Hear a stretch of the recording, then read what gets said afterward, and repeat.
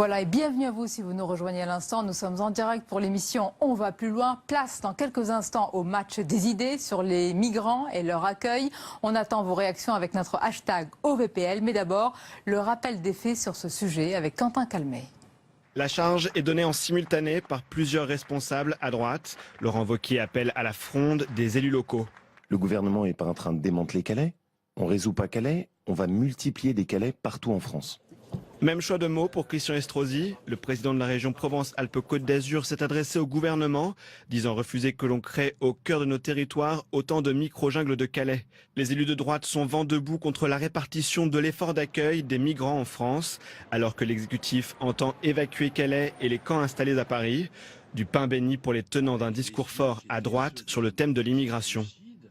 Nous avons un problème avec les Maghrébins incontestable. Cette affaire de la guerre d'Algérie a été très mal perçue par la communauté musulmane maghrébine de la 3e génération, mais aussi par certains Français. Elle ressort. Aujourd'hui, il faut avoir le courage maintenant d'aborder le sujet. Des propos qui ont choqué et forcé l'élu parisien à s'excuser aujourd'hui sur Twitter. Le match des idées ce soir, et je vous présente mes invités. François Gémen, bonsoir. Bonsoir. Et bienvenue. Vous êtes spécialiste des flux migratoires, chercheur en sciences politiques à l'Université de Liège et à Sciences Po Paris, et auteur notamment de l'ouvrage Atlas des migrations environnementales. Face à vous, Yvan Rioufol, bonsoir. Bonsoir. Essayiste, journaliste au Figaro, auteur de nombreux ouvrages dont La guerre civile qui vient. Je voudrais d'abord vous faire réagir à la réaction de certains présidents de régions, comme Laurent Wauquiez, qui refuse d'accueillir des migrants de Calais. Voici ce qu'il dit, Yvan Rioufol. Si des maires de gauche souhaitent accueillir des immigrés clandestins, pas de problème, a-t-il lancé. Ce que je n'accepte pas, c'est qu'on impose la création de centres de réfugiés à des habitants, à des maires contre leur volonté. Qu'en pensez-vous ? C'est vrai que l'autoritarisme, en l'occurrence, est choquant. D'autant que je me souviens de la position du gouvernement et du président de la République l'année dernière qui protestait contre ce même autoritarisme de l'Union européenne qui enjoignait aux pays membres d'avoir à accueillir un quota d'ailleurs de réfugiés. Et je me souviens très bien de la France montant sur ses ergots avec à juste titre en disant qu'on n'imposait pas à la France ses volontés. Là, le gouvernement fait exactement ce qu'il reprochait à l'Union européenne avec une sorte d'autoritarisme des faibles dans le fond. Car ce que l'on voit apparaître, c'est bien un gouvernement qui est d'abord désarmé face à ce flux migratoire à Calais, qui est désarmé face à cette violence que l'on a pu voir à Calais de ces mêmes migrants qui ont pris d'assaut quotidiennement des chauffeurs routiers pour passer en Grande-Bretagne ou qui ont affronté quotidiennement des forces de l'ordre sans que le gouvernement n'ait jamais réagi. Et donc je m'inquiète de cette faiblesse et je vois dans cette faiblesse, dans le fond, l'impensé qui baigne tout ce dossier, un impensé sur l'immigration qui n'a toujours pas été comprise comme étant un défi à régler. Mais vous dites autoritarisme de la part du gouvernement, François Gémen, c'est le cas ? Moi je dis que quand on entend Laurent Wauquiez, on a l'impression d'entendre Viktor Orban, le Premier ministre hongrois, qui refusait lui aussi le plan de répartition que la Commission européenne proposait. Et donc, je suis d'accord avec Yvan Rioufol pour me désoler qu'on doive recourir à une certaine forme d'autoritarisme par rapport à ce qui devrait être un mouvement de solidarité spontanée et de coopération entre maires de Île-de-France ou entre pays européens. C'est assez lamentable qu'on doive en arriver là et je pense que ça en dit long de l'état lamentable du débat sur la migration dans ce pays et au-delà en Europe. Vous êtes d'accord sur la méthode, mais pas du tout sur les moyens. C'est-à-dire que vous êtes pour qu'évidemment, on accueille évidemment ces migrants de Calais dans les différentes régions. Je pense que c'est un mouvement qui devrait être spontané entre maires d'un même pays, par rapport à un défi qui est commun, comme la solidarité européenne devrait aussi être spontanée sur ces questions. Et c'est très dommage et regrettable que la Commission européenne doive en arriver aujourd'hui à imposer des mesures coercitives aux pays qui refuseraient d'accueillir des réfugiés et des migrants. Dans les années 70, quand la France a eu à accueillir les boat people, j'étais jeune journaliste, il y avait un enthousiasme à pouvoir accueillir ces gens-là qui d'ailleurs se sont parfaitement intégrés et assimilés. Aujourd'hui, 40 ans plus tard, la donne a changé. La France est devenue un pays en crise économique, en crise sociale, en crise identitaire. C'est un pays qui connaît même une guerre intérieure, nous dit-on. Et le thème de l'immigration est devenu un sujet inflammable. Et d'ailleurs qui enflamme toutes les opinions, et pas simplement les opinions françaises, les opinions européennes, les opinions américaines. Trump est porté par ce sujet, Merkel est abandonnée par ce sujet, l'Union européenne est contestée à cause de ses positions pro-immigrationnistes. Le Brexit a été compris comme étant un refus d'accepter cette politique-là. Et donc, simplement, il faut aujourd'hui que les idéologues se plient à la réalité et voient que les peuples... Qui est idéologue? Les idéologues de l'immigration impensée qui continuent à nous dire que l'immigration est une chance pour la France. Non, l'immigration n'est plus une chance pour la France si elle ne l'a jamais été. Et donc, il faut maintenant écouter ce que disent les gens. Parce qu'il y a quand même un grand paradoxe chez ceux qui nous disent qu'il faut multiplier encore les apports immigrés. Quel est le paradoxe? Le paradoxe, c'est de dire qu'ils sont là à dire que le danger est le populisme, mais ils ne voient pas qu'ils sont en train d'alimenter eux-mêmes, par leur naïveté, ce populisme qu'ils prétendent combattre. Là, François Gemène, je vous laisse répondre. Vous avez raison de dire qu'effectivement, aujourd'hui, l'immigration, c'est un sujet de préoccupation majeur pour les électeurs. Aujourd'hui, 54% des Européens estiment qu'il s'agit d'un des deux défis principaux auxquels doit faire face l'Union européenne. Donc c'est une préoccupation majeure des électeurs, oui. Deuxièmement, et je serai d'accord avec vous, c'est un impensé politique. C'est-à-dire qu'on continue aujourd'hui à considérer l'immigration comme une sorte d'anomalie, à gauche et à droite comme une sorte de problème à résoudre. Et le résultat, c'est qu'on est toujours dans une logique réactive, de gestion de crise, sans qu'on ne veuille proposer aujourd'hui un projet politique en matière d'asile et d'immigration. Et c'est dans ce vide béant, sidéral, que s'engouffre évidemment l'extrême droite pour jeter de l'huile sur le feu. Et on se retrouve aujourd'hui avec des partis démocrates à gauche comme à droite qui n'ont d'autre choix que de courir après le Front National et d'alimenter effectivement cette xénophobie. Parce que c'est un impensé politique et parce que les partis politiques démocratiques ne veulent pas se saisir de cette question, ne veulent pas accepter aujourd'hui la réalité structurelle des migrations comme un élément structurant du XXIe siècle. Et pourquoi poursuivre cet entêtement alors que vous savez très bien que cette immigration est le défi à venir? C'est déjà un défi quotidien aujourd'hui pour la France, mais ça le sera encore davantage dans 20 ou 30 ans quand toute l'Afrique sera obligée, sera en tout cas amenée, si on continue avec ces appels d'air qui sont représentés par ces chiffres minimes en l'occurrence, bien sûr, quand ils sont segmentés, mais qui font sens, si je puis dire, quand on les projette à 20 ou 30 ans. Et donc, c'est une responsabilité. Non mais d'accord, mais enfin c'est quand même, ça se chiffre à des millions. Vous voyez bien qu'il y a eu un million d'immigrés qui sont rentrés en Allemagne en septembre. Mais non, c'est ça. Et en plus c'est ça le vrai problème, c'est que ce sont les réfugiés politiques qui en pâtissent. Parce que pour l'instant, ce que dit l'aveu du gouvernement dans sa grande faiblesse, c'est de nous dire qu'en même temps, il n'a pas fait le tri, si je puis dire, pardon de parler ainsi, entre les réfugiés politiques qui doivent être accueillis comme l'avaient été les boat people et les réfugiés économiques. Et les réfugiés économiques qui sont à 80% majoritaires. C'était la réaction ce soir, il y a quelques instants, de Nicolas Sarkozy, candidat à la primaire de la droite et du centre, qui est l'invité de France 2 de l'émission Politique. On l'écoute. Chacun d'entre nous, face à ces images et à cette souffrance, on a des sentiments ambivalents. On a le sentiment personnel que ça pourrait être nos enfants, et vous avez raison. Et quand on a vu ces gosses mourir sur les plages de Méditerranée, il n'y a personne qui ne peut pas avoir le cœur au bord des lèvres de cette souffrance. C'est une évidence. Et en même temps, quand vous postulez la direction du pays, vous êtes bien obligé de ne pas raisonner simplement avec votre cœur, mais de voir ce qui est acceptable pour la société française et ce qui ne l'est pas. Je prends un exemple. Il y aura cette année aux alentours de 100 000 demandes de réfugiés politiques. Faut-il accueillir les réfugiés politiques? Monsieur le maire, oui. C'est la tradition de la France, jamais je la remettrai en cause. Mais disons la vérité aux Français. Il y a 85% des demandes qui sont refusées, et quand une demande est refusée, les gens restent sur le territoire, contournent la loi et profitent d'autres possibilités. Je prends un autre exemple. Les Anglais, les Espagnols, les Italiens ramènent chez eux les Soudanais, les Érythréens et les Afghans. La France décide de ne pas les ramener. Comment faire la différence entre un vrai réfugié politique et quelqu'un qui ne l'est pas? La Syrie est en train d'exploser. Il y a des millions de gens à qui on a expliqué qu'ils avaient une place en Europe. Il n'y en a pas. Le système d'intégration français est complètement bloqué et submergé par le monde.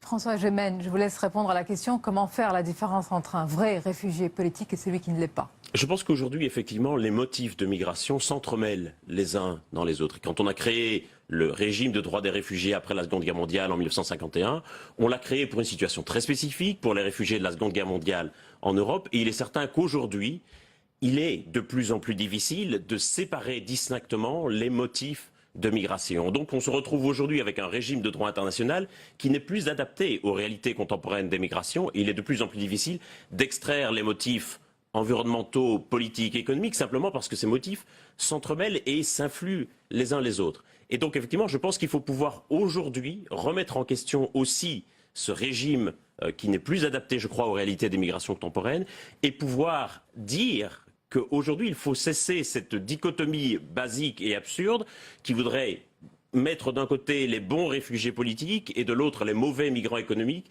comme s'ils étaient de vulgaires marchandises qu'on peut renvoyer l'expéditeur au terme d'un deal sordide avec la Turquie, par exemple. Et donc d'accueillir tout le monde, si je vous comprends. Il ne s'agit pas d'accueillir tout le monde.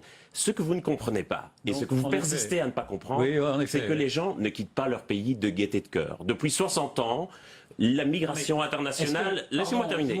Je vous renvoie le compliment. Est-ce que vous ne voyez pas, vous, c'est le nombre de chômeurs qu'il y a en France, ce que vous ne voyez pas, vous, ce sont ces logements qui ne suffisent plus à répondre à la demande, ce que vous ne voyez pas, vous, c'est cette pauvreté des Français eux-mêmes qui ont, en enfant, à participer à cette solidarité imposée pour accueillir plus pauvres qu'eux. Ce que vous ne voyez pas, c'est cette France qui est en train de bouillir sur un volcan et qui, demain, peut d'ailleurs descendre dans la rue. Et d'ailleurs, j'observe que le gouvernement l'a tellement bien compris, cette tension sociale, qu'il s'est bien gardé d'imposer à la Corse elle-même, à cette Corse rebelle, ce qu'il impose dans les autres régions de France et qu'il n'a pas non plus d'ailleurs imposé à l'Île-de-France, qui est également sur des charbons ardents. Et donc, il y a une irresponsabilité, à vous entendre dire que dans le fond, on n'a même plus à trier, à faire la différence entre des réfugiés politiques.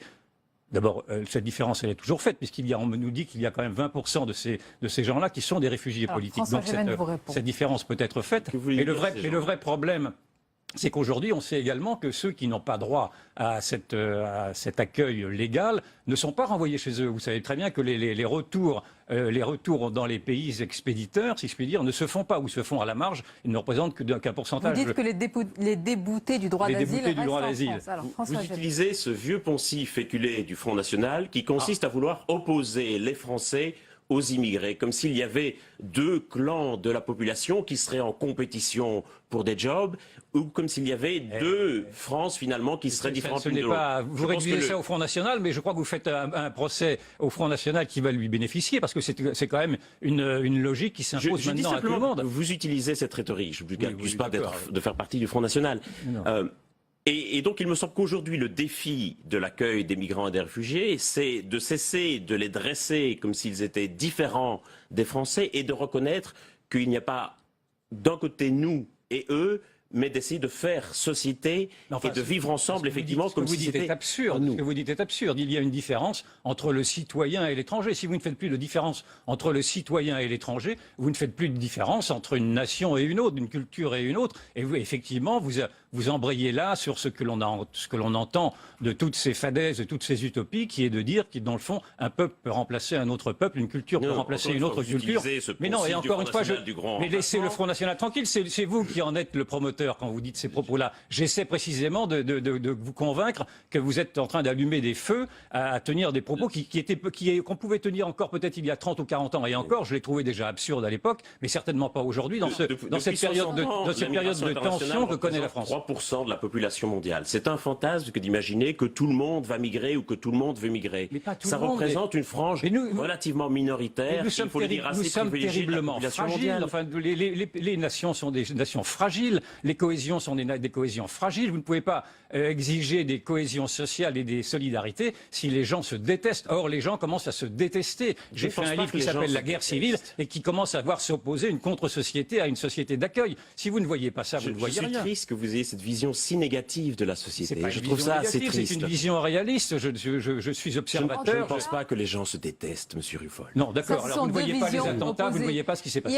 Il y a une préoccupation en tous les cas et une vraie question sur la différence entre, sans vouloir, mais on est obligé de faire une différence entre les réfugiés politiques et puis les autres migrants pour différentes raisons. Et sur ce sujet, Bernard Cazeneuve a tenu à répondre aux récents propos du président Les Républicains, Laurent Wauquiez. Et vous allez l'entendre, pour le ministre de l'Intérieur, il est impératif d'être précis sur le statut des réfugiés. On écoute Bernard Cazeneuve, puis vous réagissez juste après. Elle est aujourd'hui relève du statut de réfugié. J'ai entendu encore M. Wauquiez tout à l'heure et d'autres orateurs de l'opposition dans les jours qui ont précédé dire que c'était des migrants économiques, c'est faux. 80% de ceux qui ont été accueillis dans des centres d'accueil et d'orientation relevaient de l'asile en France. Et c'est le cas de ceux qui sont à Calais. Donc il faut arrêter de dire cette contre-vérité. Deuxième point, est-ce que nous éloignons à partir de Calais ceux qui sont précisément des migrants économiques irréguliers qui ne relèvent pas du statut de réfugié en France? Oui, nous le faisons. Nous avons depuis le début de l'année procédé à l'éloignement de 1500 personnes. On parle d'expulsion, c'est 20% de plus, oui, des reconduites à la frontière. C'est 20% de plus que l'an dernier. Et nous le faisons beaucoup dans le cadre d'opérations qui sont construites avec les Britanniques. François Gemette, comment expliquer cette différence de perception? Bon, Bernard Cazeneuve, le ministre de l'Intérieur, a évidemment ces chiffres. La droite dit qu'au contraire, à Calais, ce sont surtout des migrants pour d'autres raisons et pas des réfugiés politiques. Les chiffres sont vraiment très très différents. Comment on peut arriver à cela? Parce que je pense que malheureusement, il y a une certaine forme d'opacité qui est entretenue et que je dénonce depuis longtemps sur ces chiffres et qui est exploitée effectivement à des fins populistes ou politiciennes. Et aujourd'hui, ce qui est assez lamentable, et la question de Calais est tout à fait emblématique, c'est que les migrants, comme les réfugiés, sont aujourd'hui instrumentalisés à des fins politiques et à des fins populistes. Et plus personne, au fond, ne se tracasse de proposer véritablement un projet politique pour la migration. On utilise les migrants soit comme des boucs émissaires, soit comme des instruments pour aller dans tel ou tel discours politique, dans telle ou telle outrance. Vous serez peut-être d'accord, ce manque de vision, il est patent. Il est dramatique et en effet, il est incompréhensible d'entendre de la part du ministre de l'Intérieur, mais qu'il parle, lui, de réfugiés. Il ne précise pas d'ailleurs si ce sont des réfugiés politiques ou des réfugiés d'un autre ordre. Donc on ne sait pas si... Les réfugiés sont définis par la Convention de Genève. On ne sait pas s'il joue sur les mots. Le moment on parle de réfugiés politiques, en l'occurrence. Donc je ne sais pas, en même temps, je ne connais pas les critères. Un réfugié est un réfugié. Je vais vous les expliquer. On est un réfugié dès lors que l'on est persécuté dans son pays d'origine ou que l'on craint une persécution en raison de sa nationalité, de sa race, de ses opinions politiques ou religieuses. Il est quand même curieux, en effet, d'entendre que 80% de ceux qui seraient là-bas seraient des réfugiés, alors que l'on nous répète qu'en fait, ce chiffre serait de 20%. Donc je n'ai pas les éléments, mais encore une fois, c'est un des brouillages qui est permanent dans ces genres de sujets, où on ne veut pas se confronter aux réalités, on essaye de brouiller en effet les raisonnements, et on ne veut pas entendre, surtout ce qui me paraît le principal dans notre débat, on ne veut pas entendre ce refus qui est porté aujourd'hui par les Français eux-mêmes, et par les Européens, et par les Américains. Et donc, je trouve déplorable. Par les Européens, ça dépend qui. Si on prend le cas de l'Allemagne, il y a quand même eu, même s'il y a eu un changement de braquet. Ce qui se passe en Allemagne, et on le voit. Où le naufrage de Merkel se fait sous nos yeux. Plus vous allez alimenter la xénophobie, les outrances racistes, plus vous allez développer ce sentiment xénophobe. Monsieur, qui alimente la xénophobie, sinon vous-même, en déversant de l'huile sur le feu? Je vous laisse la responsabilité de de ses propos. Mais je pense qu'effectivement... Mais cessez de vous regarder dans la glace et regardez quelles sont les conséquences. Quelles sont les conséquences de vos positions? Elles sont sans doute très sympathiques quand vous vous regardez dans la glace, mais quand vous voyez les désastres que cela occasionne à ceux mêmes que vous insistez à venir. Voyez un petit peu la misère dans laquelle ils vivent. Est-ce que c'est ceci que vous voulez pour ces hommes et ces femmes? Moi, je ne veux pas. Je ne veux pas. Je préfère les inciter à ce qu'ils restent chez eux. C'est pour ça que les migrants de Calais, justement, on veut les déplacer à la fois pour soulager, j'allais dire, les habitants de Calais, pour soulager ces migrants. Mais si les présidents de région ne veulent pas les accepter, qu'est-ce qu'on fait de ceux qui sont acceptables, ces réfugiés? Il faut bien les accepter. Encore une fois, enfin, il est indécent de disperser la misère. C'est un petit peu qui reviendrait en fait à la mettre sous le tapis. Alors, on la rassemble, on la cache sous un tapis de Calais? Simplement, il faut faire, encore une fois, il faut garder, car c'est notre mission, c'est notre devoir, il faut garder ces réfugiés politiques qui sont en général des réfugiés syriens et les accueillir le temps qu'il faudra pour que la Syrie retrouve ses bases démocratiques, si cela peut advenir. Et pour le reste, il faut en effet renvoyer chez eux, renvoyer à la frontière tous ceux qui pensent pouvoir trouver du travail, des logements et des aides sociales dans un pays qui ne peut plus en distribuer. Enfin, ça me paraît être le bon sens que de le dire, et je trouve que c'est une attitude de pyromane que de pouvoir laisser penser que les gens puissent continuer à venir en France. Il faut se méfier du bon sens populaire, parce que souvent les réalités de l'immigration sont plus complexes, hélas, que ce que l'on croit. Et malheureusement aujourd'hui, il y a énormément de méconnaissance et d'ignorance des questions migratoires qui vont alimenter des préjugés qui, à leur tour, vont alimenter un sentiment de xénophobie. Et je ne crois pas que la population soit si hostile aux réfugiés ou aux migrants que vous ne voulez le faire croire, monsieur. Et votre défiance du bon sens montre que vous êtes dans le mauvais sens. Est-ce que Vous êtes il y a amusant. une chose sur laquelle vous allez être d'accord, c'est qu'en ce moment il y a une hausse de l'arrivée des migrants. Et François Gemel, vous êtes quand même un spécialiste de ces flux. Vous allez nous expliquer pourquoi. Est-ce que c'est lié à une augmentation exponentielle du business des passeurs? Est-ce que ce flux est lié à cela? C'est lié Parce qu'on d'abord, c'est l'observe, lié, hein, c'est lié depuis d'abord, quelques si on mois. perd, à la crise en Syrie C'est et au une fait que les évidence. frontières extérieures de l'Union européenne étant fermées, il y a effectivement les possibilités d'un développement exponentiel du business des passeurs auquel on a assisté ces dernières années. Et donc c'est devenu aujourd'hui une sorte de logique industrielle où vous avez à la fois une frontière fermée et énormément de gens qui ont absolument besoin de franchir cette frontière et donc une clientèle, passez-moi l'expression, considérable pour les passeurs. Et donc plus on va chercher à fermer les frontières de l'Union européenne, plus on va chercher à fermer les routes, et bien plus on va alimenter le business des passeurs. C'est, comme je vous le disais, malheureusement, ça ne va pas dans le sens de ce qu'on l'imagine. La réalité est souvent les bien plus frontières complexe. européennes sont des passoires. Mais vous non, le voyez vous bien. ne pouvez pas dire ça, enfin. Mais bien sûr que si, je le dis, je le répète, les frontières européennes sont des passoires. Essayez de faire la même chose pour aller aux États-Unis ou ailleurs. Essayez même d'aller dans les pays du Golfe Persique. Mais au fond, pourquoi est-ce que l'Arabie, le Qatar ne viennent pas pour récupérer? Je vais vous dire un truc que vous ignorez. Le plus grand flux migratoire du monde aujourd'hui, il est entre l'Asie du Sud et du Sud-Est et les pays du Golfe. Précisément, ce sont eux qui accueillent le plus grand nombre d'immigration. Pour les Syriens et les Irakiens qui sont interdits d'y entrer. Vous alliez des contre-vérités sur contre-vérités. C'est pas vrai. Enfin, écoutez les témoignages. Et encore une fois, si l'Europe est devenue ce ventre mou, c'est parce que l'Europe ne maîtrise plus ses frontières. C'est parce qu'on peut passer en Europe à peu près comme on veut. Mais on ne passe pas comme on veut. Enfin, les gens se nouent en Méditerranée. Vous ne pouvez pas dire ça. On ne passe pas comme on veut.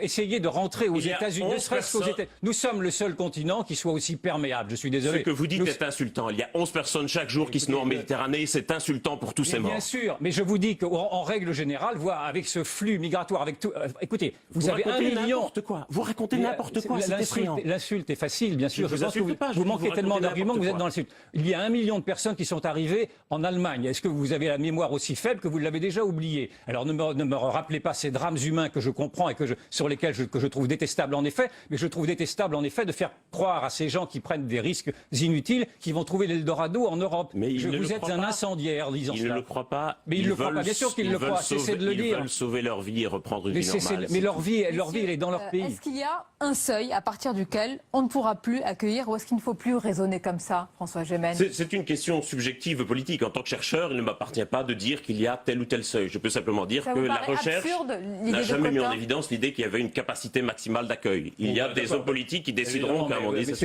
Les paroles d'experts, les paroles de chercheurs, les paroles de sociologues sont terribles parce qu'ils se bloquent naturellement avec des œillères idéologiques et qui ne veulent pas voir la détresse des gens. Ou du moins, ils ne voient qu'une détresse, mais pas l'autre. Essayez de voir les deux détresses. L'attaque sur les chercheurs, les experts, c'est une autre vieille rengaine du Front National. Oui, d'accord.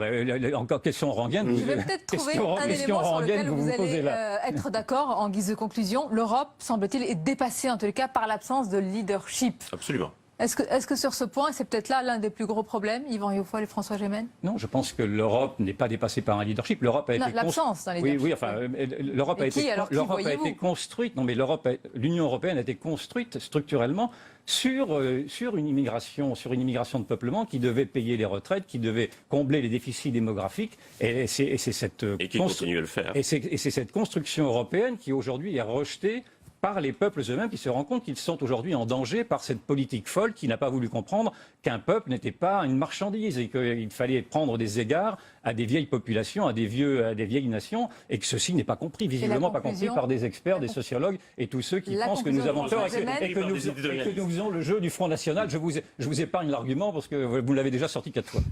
La conclusion, François Gemel. Je pense qu'effectivement, il y a un manque de courage effrayant sur ces questions, qui donne un vide sidéral politiquement sur ces questions d'asile et d'immigration, et le Front National et l'extrême droite européenne, partout, et le nationalisme s'engouffrent dans ce vide. Écoutez, c'est effectivement un manque de leadership. Le Front National doit brûler des cierges, on vous écoute. Merci, c'était un vrai match des idées. Nous sommes également allés sur le fond. Merci pour ce débat. La suite de votre émission dans quelques instants.